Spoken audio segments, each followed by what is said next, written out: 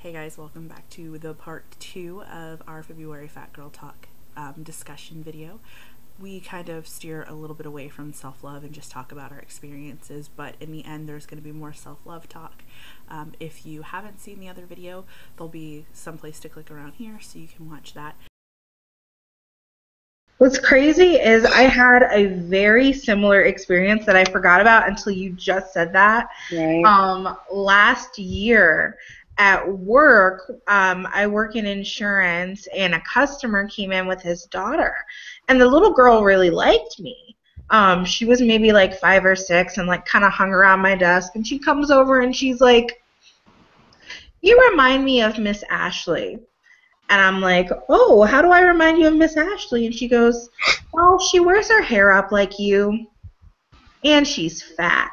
And then she like kind of just scurried off, and I think I took a phone call or something, so like I didn't have a chance to react. So then I get off the phone and she comes back and she's just like, "Miss Ashley's fat." And she kept saying it over and over, like she wanted me to acknowledge that her teacher was fat. And I said, "You know what? Is Miss Ashley nice to you?" And she said, "Yeah." And I said, "Well, that's all that matters. It's okay if Miss Ashley's fat."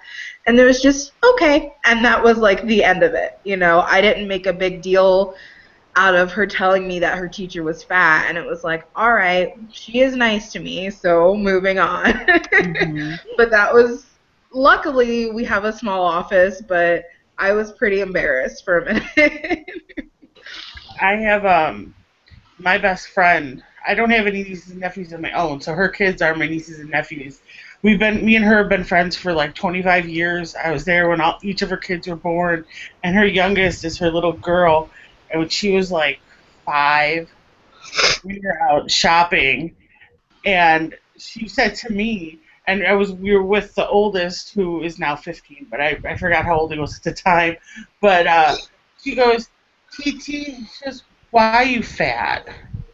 And her brother Billy goes, "Ashley, you don't say that. That's not nice."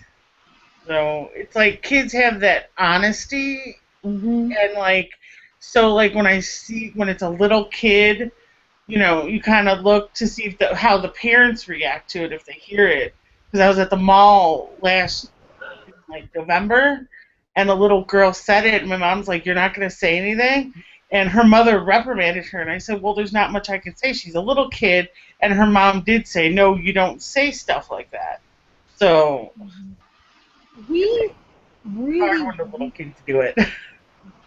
sorry, we really, I, at my house at least, with me, I really try to destigmatize the word fat. Like it's in my house, I try really hard to make sure that yeah, I mean, it's a descriptive word, but, it doesn't, it doesn't need to be negative, but that some people can see it that way, so we need to be careful about using it. But I try to make sure that they recognize it as a word that's not that doesn't need to be bad. That the world has created it that way, but that it's just an extra way to describe me. And my daughter tends to use the word big more often with me than she ever. I don't think she's ever called me fat. She does call me big, and I mean, in comparison to her, I am. I'm taller than her. I'm wider than her. Of course, I'm big. But by trying to destigmatize the word, it's not even used. I try to do that as well. I find myself saying fat more because fat isn't a bad word, and but I still say big. And I do have a friend and his wife. They refuse to say the word fat, and they don't like the word fat being used in their presence. And they're both bigger, and he's a photographer who does only pictures of bigger people, men, women, just bigger. And I'm like, but fat isn't bad, so you're kind of perpetuating that, fat people are bad by not saying it. If you keep saying the word, it kind of loses its. I think, like, for me, in reference to the word fat, like, I don't have a problem with it. For me to refer to myself as fat, or for even, as long as somebody's not intentionally saying it, like, "Hey, fatty," or Yeah. something. But I mean, if you're like, you know if you, like, I can't think of a situation where somebody's gonna be like, "This is my fat friend Janice," but I would, like, the world wouldn't end. But I also understand, like, I'm it's just, I wouldn't want to make anybody else uncomfortable, especially if they haven't, like, if they're not far in their self-love journey, because a word to you that doesn't mean anything can set somebody back, and so that's like what I was saying earlier. If it doesn't say on somebody's picture, that they're acknowledging that they're fat or whatever, sometimes I feel bad reblogging their pictures to like Fat Girl Talk, because then, like, especially if they're not even that large, because some people don't recognize themselves as fat, in a positive or a negative way. They just don't, they don't think about it, and I don't want to like make them feel bad by reblogging a picture of a person who doesn't consider themselves fat on a fat website. So, I mean, I struggle with that a little bit, but I wouldn't want to use it in reference to a person that I didn't know was totally okay with that specific word. So I like it, but I kind of learned that the hard way. I identify as fat, and my partner would probably prefer to identify himself as bigger. But because I no longer saw the stigma with the word fat, I've made the mistake of calling him fat before and seeing that's not something he's comfortable with at all. And like, I have to sometimes take a step back and realize that I'm, in some ways privileged to be where I am in my journey, and not everybody is going to be comfortable, identifying as fat. So like, I get the same way, reblogging to Fat Girl Talk. I get scared. I don't want to make anybody uncomfortable. And I don't want to be the person who makes somebody realize they're fat, because I feel like that happened to me on Tumblr, just posting pictures of me, and then they would get reblogged to like all these like fat websites, and some were like, fat appreciation websites. So it's definitely really, really touchy. I think I feel the same way like that I feel about the word fat, as people who are like comfortable sharing their weight or their like pant size and stuff like that, because I don't know that I'm like, in some situations, like if this wasn't being filmed, I wouldn't have a problem like telling you guys, but it's just like, it's not always something that I'm totally like comfortable with sharing. And I know that there are some people, you see like chubby bunnies, and people are like, Janice, 22, size this, weighs this much, whatever. Like, I'm not 22. I don't know why I said that, but like, just post whatever, like all their information. There's some people that are like totally comfortable, totally accepting with that stuff. And it's not that I have a problem, with my weight or, my pant size, but it's just, it's not something that I like willingly like offer up, especially because some people are like really creepy about that information. But, I know that's like the same way that some people aren't comfortable saying, like, referring to themselves as fat, that those people aren't, other people aren't comfortable with saying their weight, or I'm so sorry, or their like pant size and stuff like that. I'm not comfortable saying those things either yet. I can say that I'm fat, and I'll scream it from the rooftop. I put it in my post, like, my fat ass and this and my fat butt and all that. But someone, like, unless you're my close friend or someone, like, I wouldn't mind saying it to you guys because we're all fat, but I don't like to say my weight or my size, because for a long time I was embarrassed about my weight, and it was like, that's what I was supposed to feel embarrassed about it. Right. Now that, I'm in a different place, yeah, I still don't feel comfortable saying my, like, size to most people, but I'll call myself fat. And my two best friends, their brother and sister, you're fat, and he went to Weight Watchers and lost like close to 200 pounds. So we always joke around, we're gonna kick you out of the fat club. But it's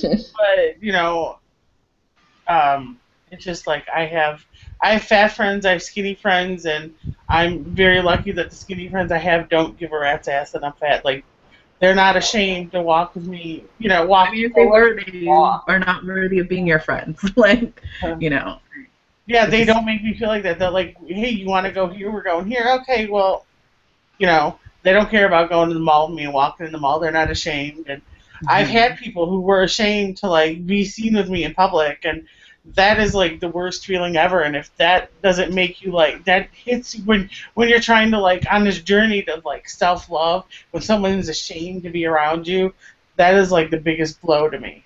I can imagine that. I'm sure that at some point in my life I would have experienced that, but it's just I think that I've been pretty lucky as far as like friends go. I don't have a lot, but the ones that I do have never made me feel anything like about being fat, anything negative about being fat. So Yeah, same I have three Yeah, best most of my friends. friends are fat. Most of my friends are fat. here. Lucky. I Yeah. want more fat friends. I when I was in high school, this girl, she befriended me, and we eventually became best friends, and she's still one of my very close friends. We're not. I wouldn't not call her my best friend, but she's just not my like go-to person anymore. But when we were in high school, we were like really, really close, and then even out of high school and for a long time afterwards. And it was like later in our friendship that she was like, and I don't know why we started discussing this, but she's like, the only reason like I approached you to be friends was because you were fat, and I thought that potentially like finally have somebody to trade clothes with, and I thought that was hilarious because we did like she had the better wardrobe though, so I always got to trade clothes, but it's just like really funny. That's cute. That's so I funny. I have a really wide range of friends in my group. In fact, I am the biggest one in my group, and for me, on my journey, I really, like I said, for me personally, destigmatizing everything was something that I need to do, that I need to be able to express to my friends openly and freely, and to strangers for that matter. And probably the fact that I had such great exposure to people that are fat admirers and things like that have made it either like more common. I don't know if that would make it easier or harder, but it made it a little bit more common.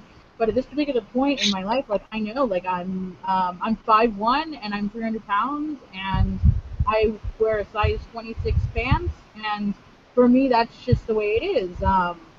And I'm glad that I can tell my friends that, and that it's not a problem. But yeah, all my friends are smaller, so I don't get to share clothes. Every once in a while, I can do it with my guy friends. well, Yeah, no, at this point in my life, I don't have anybody I can share clothes with. even though Either. even though I have Finicky with my clothes to share them with anybody. I'd be like, look, make sure you don't get anything on this. like even though I have fat friends, I've always have been the biggest one. Until a couple of years ago, I met my friend Rob, and he's definitely bigger than me, but he's also, 6'3", and But I've always been the biggest one, and it's always sucked because I haven't been able to do everything they could do, like, because even though they're fat, they're not as fat as me, so, going to, like, amusement parks, can't really do that because all I can do is walk around. I can't go on rides, and, Yeah. you take things for granted. The people do, just in general, like, to go to a restaurant and sit in a booth and fit, you know, Mhm. that's like on my wish list. To be able to go to Walmart and buy clothes, that's on my wish list. So, Yeah. but I did last Saturday fit in a booth for the first time in years. Oh, awesome. Yay. That's awesome. Yeah, booths suck. Like I haven't been comfortable in a booth in so long. Um, Like I usually have to like suck it in. If I'm lucky, I get Yeah. the one where the table is loose and I can push it.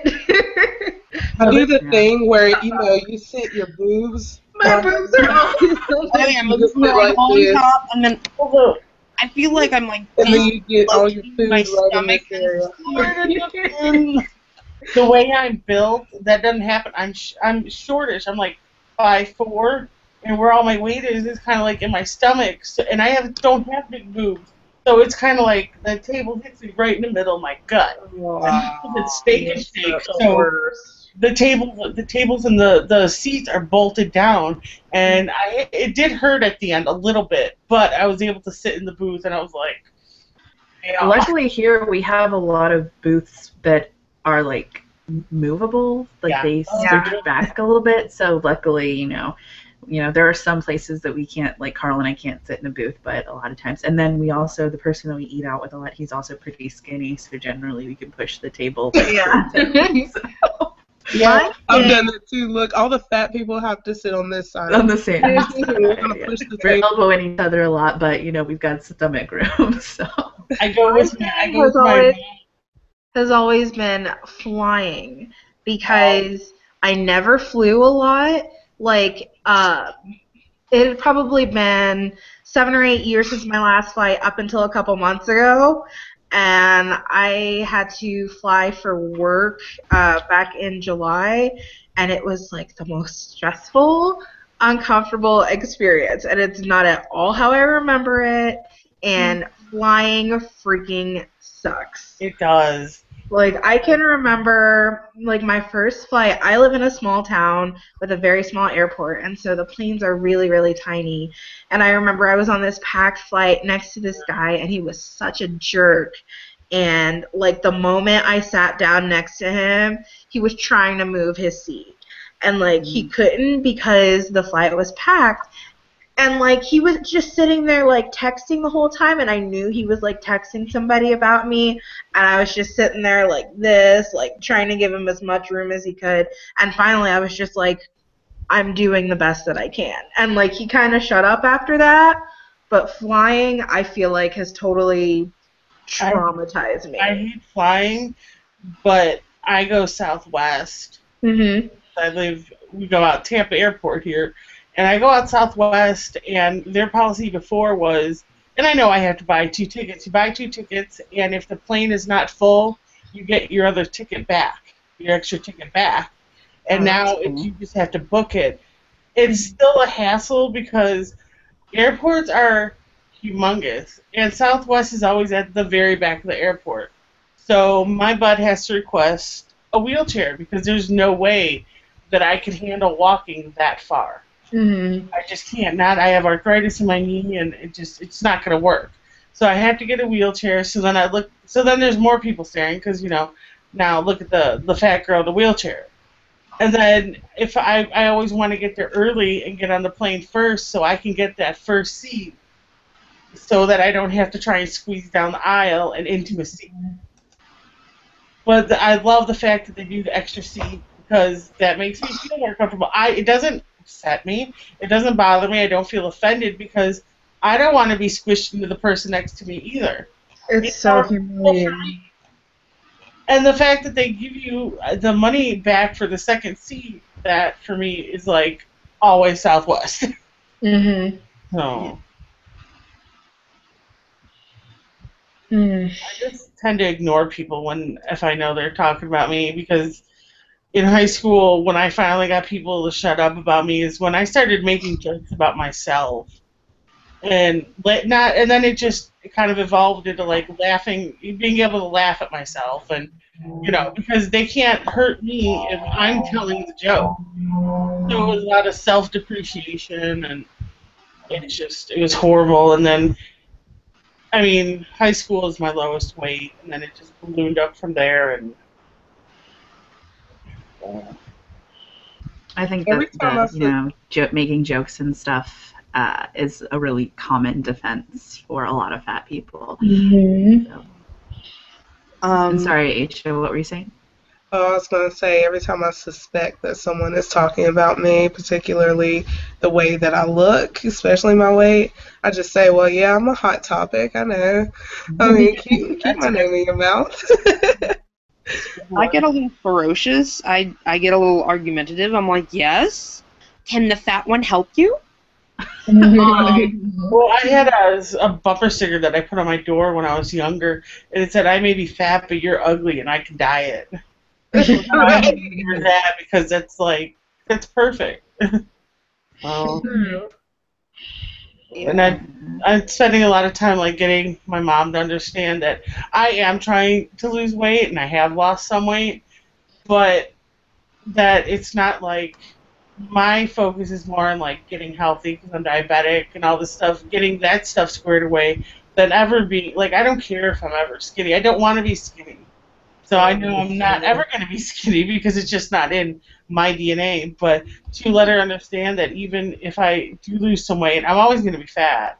And, She loves me. I think a lot of people don't think or like don't tend to believe that if you are, you know, trying to get in better shape or lose weight, that like you can't love yourself and you can't accept your fat body. You know, and I don't think that that is true. I think that you can work on, you know, being healthier and you losing weight if that's what you want to do, Well, and I'm still doing love and accept yourself. for me because I'm doing it for like I don't want to have to do all these insulin shots and all that. That's how it's, you know, and that's how I'm showing that I love myself by doing this, because when I was diagnosed with with diabetes and I couldn't get the insulin and I didn't care and I was eating so much food that it was like ridiculous to the point where, you know, it didn't matter. I would just shove food in my face. And then when I was able to get the insulin and I still didn't take it because I hated myself that much that I thought that, you know, it didn't matter.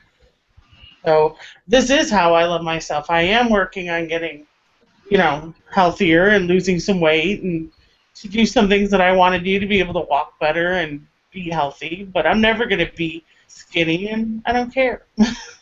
I want to be healthy, and I just want to be happy. Mm-hmm. But Important things. Since we're, you know, kind of trying to move towards the self-love stuff, anybody have tips for self-love? Like any self-care stuff? Little things, tips, kind of like a little fun transition. Is that a good idea? Yeah, no, I like that. I would say seek out community. If it's local to you, you know, if you're lucky enough to have communities of people, I think meetup.com is really awesome. I know like you can find really specific groups of people to hang out with. A lot of people will do like fat clothing swaps and things like that. If not, get on the internet and find yourself some body positive organizations and activists and get to know them all and pore over their blogs and, you know, through that learn to see your own inner beauty. another good thing is really rerouting negative thoughts. Like when you feel yourself tearing yourself apart, to like negate that with something positive. Like when you see yourself like looking at your rolls like, God, that roll is really sticking out today. Like say something like, hey, yeah, I have rolls, but look at how strong I am. Like look at how much I can do. Like just rerouting those negative thoughts really does help. Like you think, like it sounds really simple at first. It's really hard to do, but it makes such a big, big difference because it becomes habit. The more you do it, the more you'll begin to love yourself, really. For me, like if I'm having a, you know, particularly bad day, which, you know, I definitely still do have, I try Yes. to like put on one of like my favorite outfits, because like when you don't feel good, like you don't want to put on nice clothes, you don't want to look good, you know, because you're not feeling good about yourself. So I do it anyway, you know, I try to do it anyway. Like I'll just, even if I'm feeling really bad, like I'll start putting on makeup and put on my favorite top and stuff like that, and just put on the clothes that I feel I look best in, and they, you know, make me feel better because I'm like, yeah, I do look great in this top. Like, I love this hoodie that I'm wearing right now. Like, I do my nails. yes, we love nail polish. I do my nails. Always makes me feel better about myself. That and certain clothes that I couldn't wear before that I can wear now. I'll put them on. I'll be like, look, well, I can wear this. I might, you know. So sometimes if I'm down on myself, I'll go and change into the pair of pants that I can fit in now and just be like, yeah, I can fit in these now, so I can't be that bad. Spa days are really good too. Personal spa days. I'll take I a wish I could bath. afford that. Like, No, you take a bath. uh-huh. You get a bath bomb. I don't have a You get some bathtub. you get some old body wash, make you a bubble bath. Like I Give me am a bathtub. I don't do. I'm a firm believer in selfie culture, and I am so here for fat girls taking selfies. Yes. And when I feel bad about myself, I take selfies. I'll do my hair and makeup even if I have nowhere to go, and I will have a photo shoot. I'll prop up my cell phone, put the timer on, and have a photo shoot. And even I've noticed that even if I don't immediately like the pictures, 9 times out of 10, if I come back like the next day, I fall in love with them. I don't know what it is about immediately looking at your pictures right after you take them, but like I'll take a picture and then not delete it and like months later come back and just be like, oh my gosh, I was so cute here. And furthermore, posting them online and seeing 9 times out of 10 you're the only person who thinks you look bad. And people will tell you how gorgeous you are, you know? I'm a firm believer in the faction tag. The Yes. faction tag. Yes. It's Yeah. awesome. I've actually been taking more selfies lately because I'm horrible at thinking like I'm ugly, because that's what it's been drilled in my head all through school and all my life, that because I'm fat I'm ugly. And when I did a photo shoot with my friend who does the pictures of the fat people, when he was telling me, he's like, and I'm looking at the pictures at first, I'm like, these are all ugly, these are horrible. And I posted them on Facebook, and everyone's like, oh my god, you look amazing. I'm like, really? Oh, okay, so I do. You know, because they did my hair. I had done my hair, and I had some of the pictures. I had a purple wig on, and his wife did my makeup, and it looked amazing. And I'm just like, okay, you know what? I do look good. Yeah. And I always go back and look at those pictures and be like, yeah, you look good. Be like, yeah, you're hot shit. Yeah. You looked great. I know that you shared that picture with us recently, Tina, and it was a really nice picture. I love my purple hair pictures.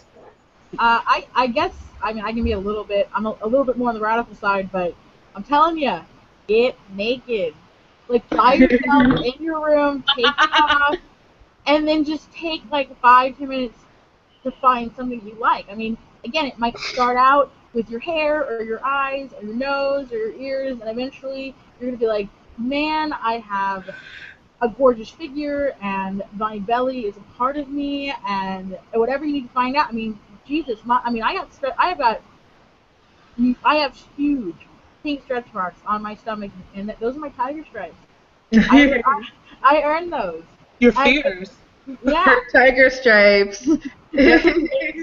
Since I've been taking care of myself better, I noticed that when I do see myself naked in the mirror, I'm not like, oh my god, horribly repulsed anymore. I'm like, still like, oh, you know, I would like to lose weight, but look, I actually do have a figure, and, you know, my mom tells, like, look at your legs, you have beautiful legs. So it's hearing stuff like that, and knowing when I do look in the mirror, like, you know what, hey, it's, you know, especially when you do have, like, friends who are like, no, you look nice. And when I take pictures and I post them on Facebook, like for my birthday, I posted one, and everyone is like, oh my god, you look amazing. And I'm like, okay, I just did my makeup. Because I don't go, like, I don't work, I stay at home and I clean the house and stuff because I'm on disability. So I'm home all week. I don't put on makeup. What's the point? Sometimes. And sometimes when my mom's at work, I sit there and I'll be sitting there and I'll put on my makeup, and I'm like, she'll come home, what are you doing? I'm like, I wanted to feel pretty. Right, just like I have so many matching like bra and panty sets. I don't have a boyfriend. I'm not sexually active. I want to look good for myself. When I have matching underwear on, I feel like I have my life a little more together. I finally went to Catherine's last year before I went to Chicago, and I got some cute underwear, and I love them. I got 3 cute pairs. I'm like, I love them. I love them. I love underwear. Yeah, that was the bras, but taking pictures in your underwear is like the most powerful thing. I know you were talking about being naked, but like taking pictures in like your matching bra and panties, you're like, holy crap, like why aren't I on the cover of Maxim right now? Right.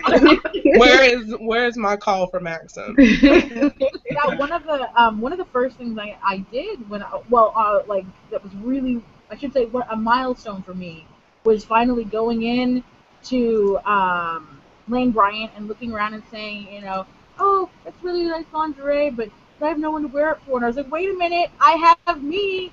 I can go buy that lingerie and wear it for me. Right. I want to, but when I have to wait till money's better, but I do want to get something, that even though I don't have a boyfriend, and I probably won't for a while because men are like on some weird wavelength compared to me, I guess. I don't know. But I do want some Compared just to to everyone. have it. Oh. I have so much lingerie right now, and I have no boyfriend, and don't plan on having one for a while. The problem is finding one that'll fit me, that I know will fit me, because in my head, I am the biggest size there is, so when I look in, like, the catalog to buy clothes, if I'm buying from a catalog, I'm like, I need the biggest size. My mom bought me a jacket for Florida, so my jacket is a hoodie, a zippered hoodie, and I'm like, we bought it from the men's one because I wanted it longer. So I'm like, well, I need a 7X. She's like, you don't need a 7X. I'm like, Mom, I need a 7X. Well, she made me get the 6X, and it fits. I mean, it fits. It's still big because I like my jackets big.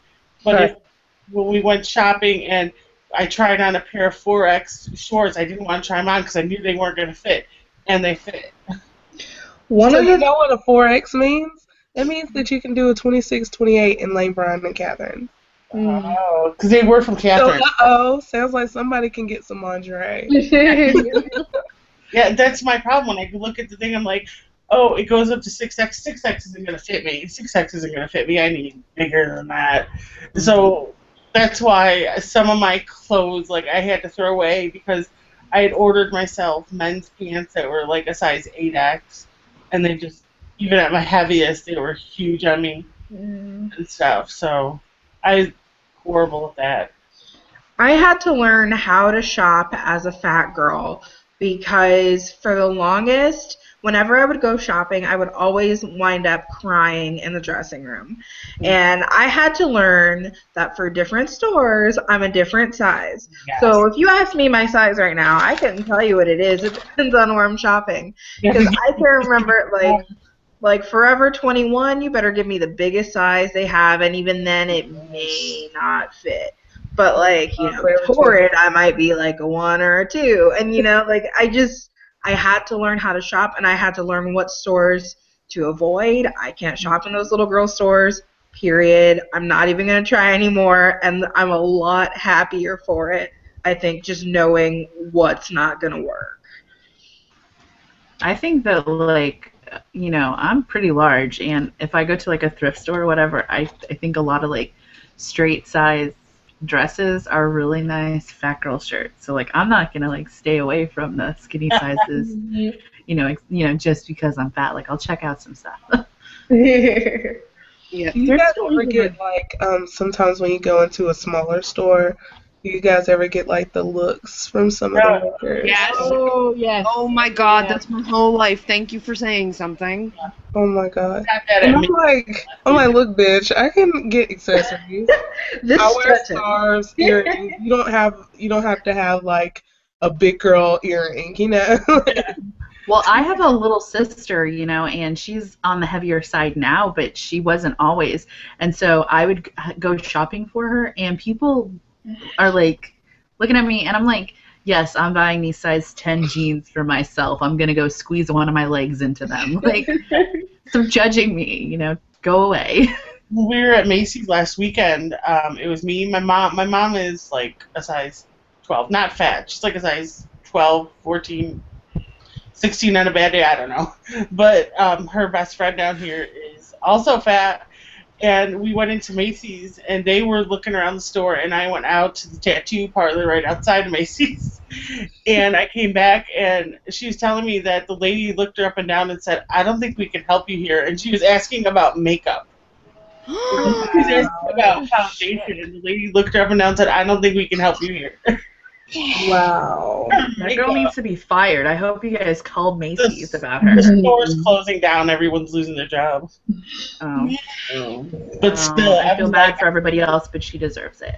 I still would have gone to the manager and been like, or I would have just said something. Yeah. I can't just let it. When it's a grown adult and they're just being rude to be rude, I don't bite my tongue. If it's a little kid, or something, that's different. They're little kids. They don't have that filter yet. adults, there's no excuse.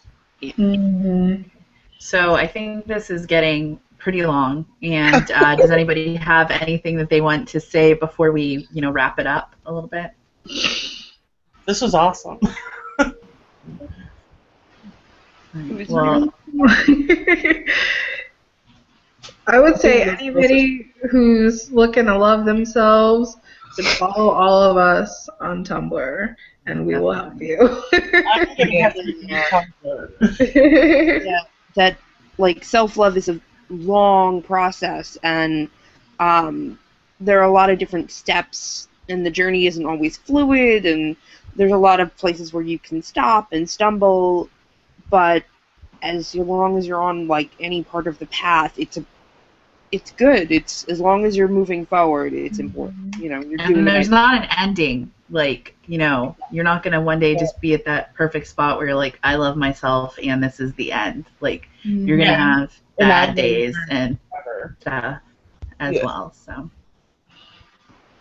Absolutely. So, thank you guys. This has been a Fat Girl Talk video. Thanks for watching, and don't forget to like this video, subscribe to our YouTube, follow us on Tumblr, and catch us on Twitter. Thanks. all right.